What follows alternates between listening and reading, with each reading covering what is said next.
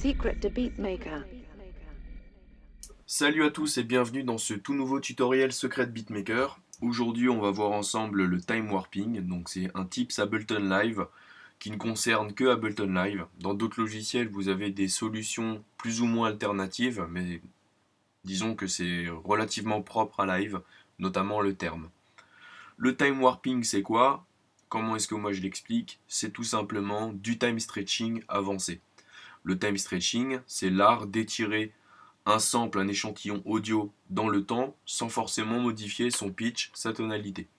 Donc ça c'est des possibilités qu'on peut faire aussi, mais je vais vous montrer tout ça dans cette vidéo. J'ai décidé de choisir un échantillon audio, donc un sample, qu'on va faire partir du début du sample, et on va écouter la première boucle.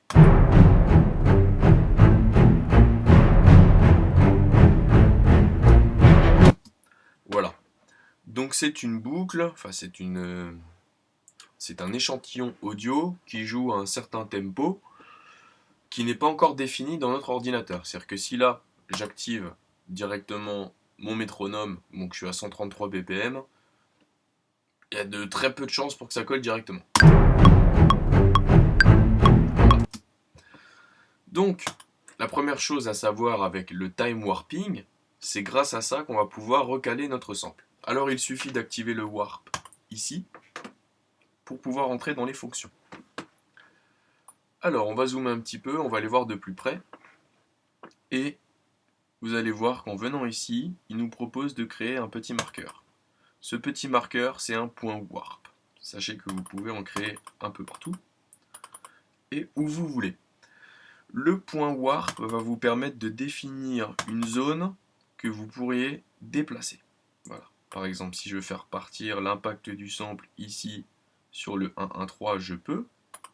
Mais je peux également le faire partir sur le 1 si je le déplace ici. Voilà. Grâce à cela, on peut définir notre boucle en comptant les mesures et en plaçant le début de la première boucle jusqu'à la fin de la première boucle qui sera le début de la deuxième boucle.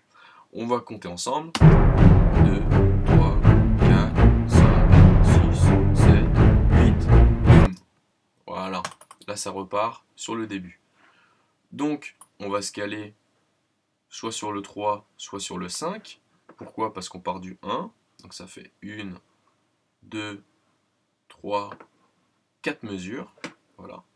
On va étirer cette chose-là et le mettre en loop.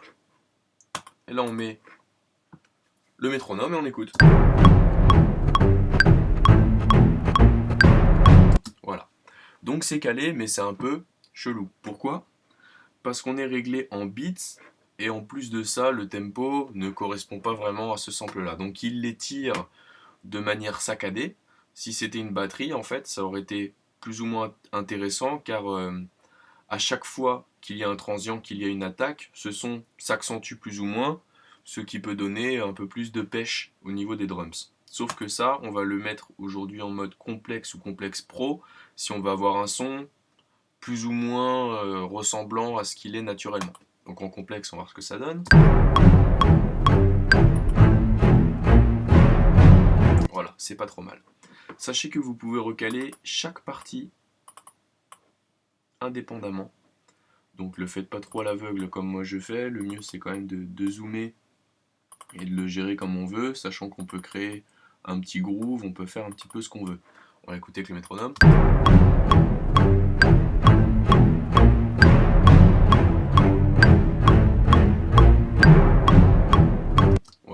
Après c'est encore de l'approximatif, c'est-à-dire qu'on peut prendre pareil la base du son, parce que là on est en plein milieu, hop, comme ça, ici.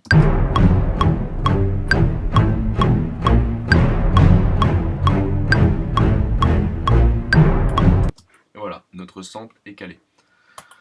On peut le mettre en repitch, ce qui veut dire qu'en fonction de comment on l'étire, il va le jouer comme si on le pitchait sur un vinyle, c'est-à-dire que s'il est plus rapide, il sera plus aigu, s'il est plus étiré, plus long, il sera plus grave.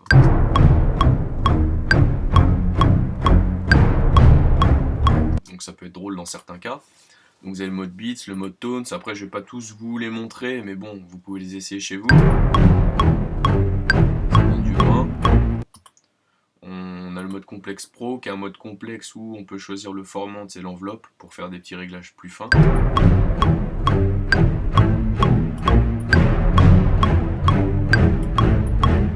Voilà, là ça change pas grand chose, mais c'est quand on effectue des pitchs ou des choses comme ça, on sent tout de suite la différence.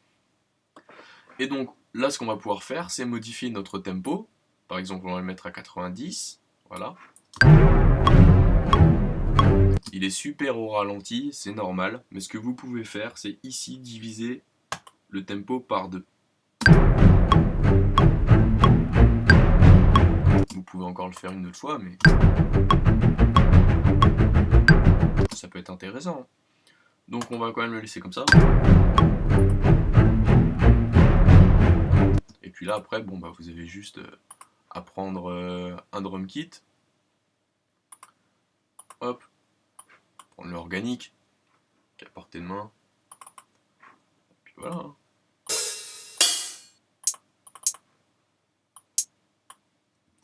Hop.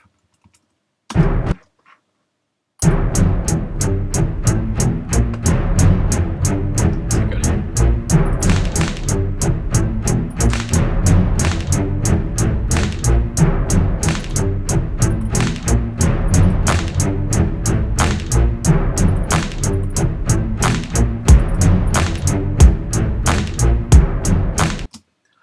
Donc voilà. Ensuite, donc, vous pouvez le pitcher, le transposer.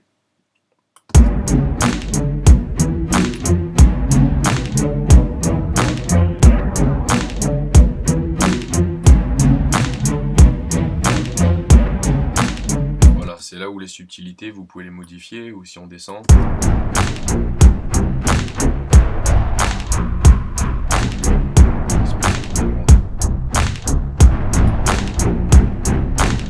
Et voilà, et en fonction de ce que vous recherchez, vous pouvez très facilement gérer ça.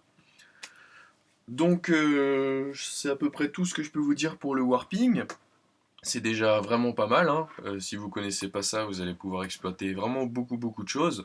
Et ensuite, bah, si vous voulez le choper, le découper, bah, vous allez voir le tutoriel sur le shopping. Je vous fais à tous des gros big up et à bientôt pour un nouveau tutoriel.